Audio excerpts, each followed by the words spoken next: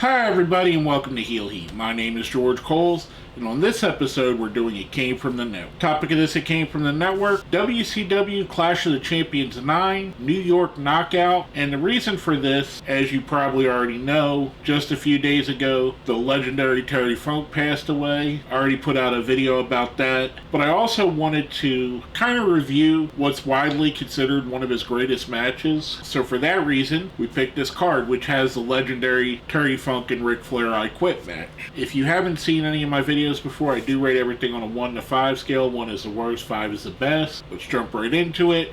We start the show off with promos from both Ric Flair and Terry Funk, pre-taped ones at that. They were pretty good. I mean, it's Terry Funk and Ric Flair. I don't think you're ever going to get a bad promo for either of them. Then we meet our announced team, which is Gordon Solie and Jim Ross, which, wow, just how legendary is that? Gordon Solie and Jim Ross. That takes us right into our first match of the evening. You're going to hear this a lot. A tag team match. There's several on this card. We get the Road Warriors going up against the Freebirds. This iteration of the Freebirds is Jimmy Jam Garvin and Michael P.S. Hayes. A couple things that really stuck out here, with it being on the network, I was kind of surprised. The Road Warriors came out to what seemed to be an instrumental version of Iron Man, which is the Black Sabbath song, which they came out to a lot. With the way that they dub over music, like they dub over Jericho's music, everything in ECW's dubbed over, I was a little bit shocked that Iron Man made it through. That's a easily recognizable song, but it did. It made it more enjoyable. I mean, it's a great song, and it fit the Road Warriors perfectly. This was a good match. I kind of felt like here, and there's a couple other parts in the show where they didn't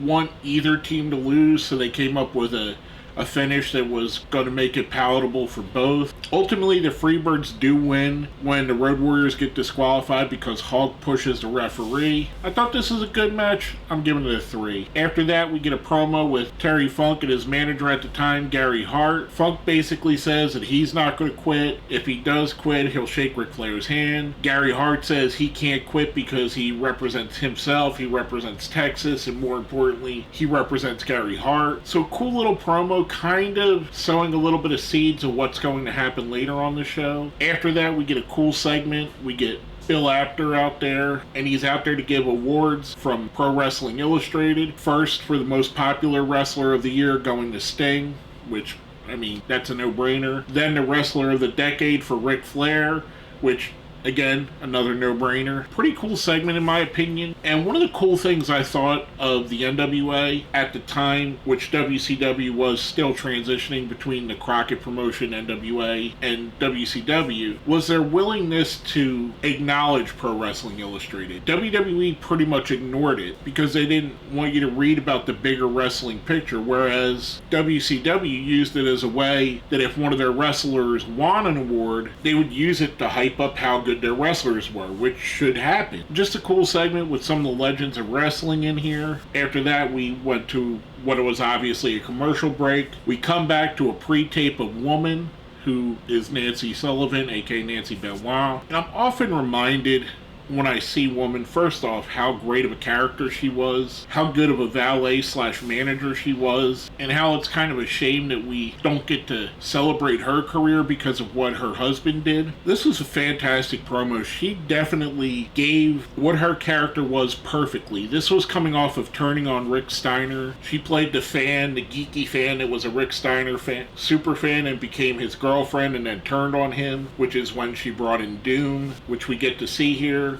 That's actually followed up with a match. We have Doom versus Tommy Wildfire, Rich, and Eddie Gilbert, which to me is a fantastic team. I mean, Tommy Rich and Eddie Gilbert are great wrestlers. I've always loved Doom. I thought the concept of Doom was great. Butch Reed and Ron Simmons. This is when they still were in masks and you didn't know who they were. Although it was somewhat obvious because you've seen enough of their faces and their build to pick out who they were exactly. This is a really fun match with a new dominant tag team going up against two stalwarts. Doom does pick up the win here. I'm giving this one a 3. After that, we're treated to a Louisville Slugger segment, which was Jim Cornette's talk show segment. He has with him the Steiners. This was when Cornette was in face mode, which we're going to talk about here in a minute. He brings on the Steiner brothers, Rick and Scott, and they're talking about Doom. They're talking about the match they have later against the Skyscrapers. The cool thing about this is where the Frankensteiner gets named, the Frankensteiner. And Rick kind of stumbles over it a bit. Cornette had to help him and tell him that the movie's name is Frankenstein. And I know I'll mention it here. I know Rick's kind of a pariah right now. This is a great segment. I mean, obviously setting up one of the great tag teams of all time in the Steiner brothers. I thought it was good. Speaking of Jim Cornette, the next match we have is a dynamic dude, Shane Douglas and Johnny Ace, going up against the Midnight Express. This version is Sweet Stan Lane and Beautiful Bobby Eaton. At the time of this match, Cornette was managing both as a face manager, and the Midnights were a little bit jealous of the dynamic dudes, so we had that story going into this. This is a story that, when I watched this at the time and when it was live, this was one of my favorite things in wrestling. I loved the combination of Cornette as a face, the dudes, which, don't get me wrong, they were a little bit on the green side, I guess you could say. Johnny Ace more so than Shane Douglas. Shane was decent. Their gimmick I never really believed, but you could see there was talent there. The fact that they carried their skateboards to the ring, unlike Darby Allin who rides us to the ring, just proved that they weren't skateboarders. I thought this was a really good match, and the story that was being told was awesome here. We get to the end of the match where Bobby Eaton has a chain, and he's looking to hit, I believe it's Johnny Ace. No, it's Shane. It was Shane Douglas. He's going to hit with the chain while the ref is down, but Cornette gets in the ring, takes a chain from him and throws it into the crowd, which how cool would it be if you're the fan that gets to have that chain or got to grab that chain. And then right when we think that Jim Cornette is going to do the right thing, he cracks Shane Douglas with his tennis racket, thus letting the Midnight Express win, turning on the dudes, making it the Midnight Express heels, even though the fans cheered very loudly for it. I thought this was really good. Midnight Express did pick up the win here. I'm giving this one a 4. Next up, we get one of the few single matches on the card. We have the Super Destroyer going up against Dr. Death Steve Williams. Super Destroyer is a name that's been used in wrestling millions of times. I'm pretty certain that this version was Jack Victory. It looked like Jack Victory under the mask based on the build and again what I could see of him, which at the time I think he did a couple different mask gimmicks in WCW. I think he did a Cuban gimmick and a Russian gimmick as well. I mean, if you're going to get work, why not? Jack Victory's a good enough wrestler that he could pull it off. This was basically a highlight match for Dr. Death Steve Williams. After fighting off an early barrage, he gets the upper hand, picks up the win here. The other thing of note is that Norman the Lunatic is outside dressed like Santa Claus, which I don't remember when this happened as part of the year. They're hyping up Starrcade, so I have to assume it was either October or November this happened. I'm going to guess November because it seems like the events of Halloween Havoc had already happened, even though they didn't talk about them. After the match, Norman gets in the ring. The commentary says that Dr. Death previously gave Norman the Lunatic a big teddy bear, so Norman gives Dr. Death a small teddy bear. Just a nice little babyface thing, in my opinion. Two faces standing in solidarity, the somewhat crazy babyface being there with the toughest nails, hard-ass babyface. Thought this was a good segment. I'm giving it a 3. Next up, we have another tag match. We have the Skyscrapers. This version is Sid Vicious and Danny Spivey going up against the Steiner brothers. This is a good match. It was a little bit on the clunky side because of the fact that they're both kind of teams that seem to be dominant and need to be dominant. I did enjoy what was going on here. Ultimately, the Steiners do pick up the win. The cool thing is we got to see Teddy Long out there, and then post-match we see Woman come out with Doom. That they picked up a win by DQ, by the way, because all these people started getting involved. Doom comes out, Woman comes out. The Steiners seem to be getting a little bit of an upper hand, and then this giant of a man named Nitron comes out, which I know a lot of people misidentify him as Kevin Nash. That's not Kevin Nash. Kevin Nash did tag with him later on in WCW, but Nitron was played by Tyler Mane, who most people would know as Sabretooth in the X-Men movies. The Road Warriors come out to kind of even the odds here. I thought this was good. I'm giving this one a 3. Basically, we find out after that why that happened. We get an interview with the Steiner brothers and the Road Warriors, and they're setting up Starrcade Future Shock, which is a Starrcade I really enjoy. I probably should review that at some point. A lot of people don't like it, but I think it's a good one personally. And what we were to see there, the 4 teams in the round robin bracket were to be the Steiner brothers, the Road Warriors, Doom, and the Skyscrapers. I want to say the Skyscrapers, I'm pretty sure it was the Skyscrapers, got replaced by the Samoan SWAT team, aka the Head Shrinkers, Samu and Fatu. So it's a little bit different than what they were building for here, but that's why we've seen what we've seen earlier on this show. After that, we go into a U.S. Championship match. We have Lex Luger defending his championship against Flying Brian Pillman. This is another match I really enjoyed. I thought these two worked well together. I say this often, but I don't think it's said enough. Lex Luger is maligned a lot of times where I don't think he should be. I think he's a lot better wrestler than a lot of people give him credit for. This was a really fun match. I enjoyed it. Ultimately, Luger had to use some heel tactics, use a chair to pick up the win on this, which made Pillman look stronger. Luger does win here.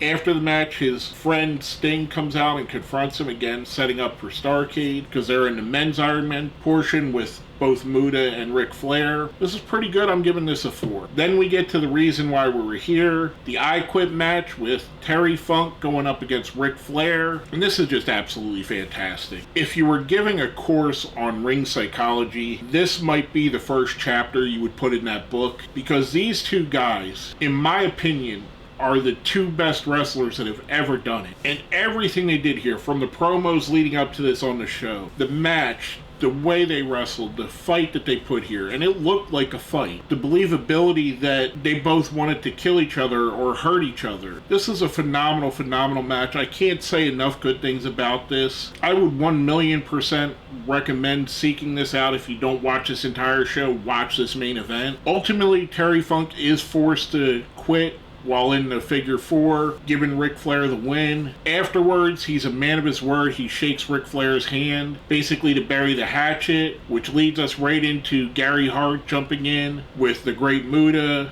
and the Dragon Master, who was part of his crew too, which that brings out Sting to kind of even the odds, which then brings out the aforementioned Lex Luger. It's chaotic going off the air, which a lot of times these were. The heels get the upper hand. Luger does get to a point where he gets out of the ring and he heads up to the top of the ramp where the trophies that Sting and Flair won earlier, which is another great reason why they would have them on the show, are there. So he destroys both of their trophies to get some heat on himself. This was fantastic. Again, setting up for Starrcade, giving us a reason why Terry Funk was no longer in the mix. He basically was phased out here and made into an announcer. I'm giving this a 5. I thought it was absolutely fantastic. Ultimately, this was a show with a lot of good, a lot more tag team matches than I expected.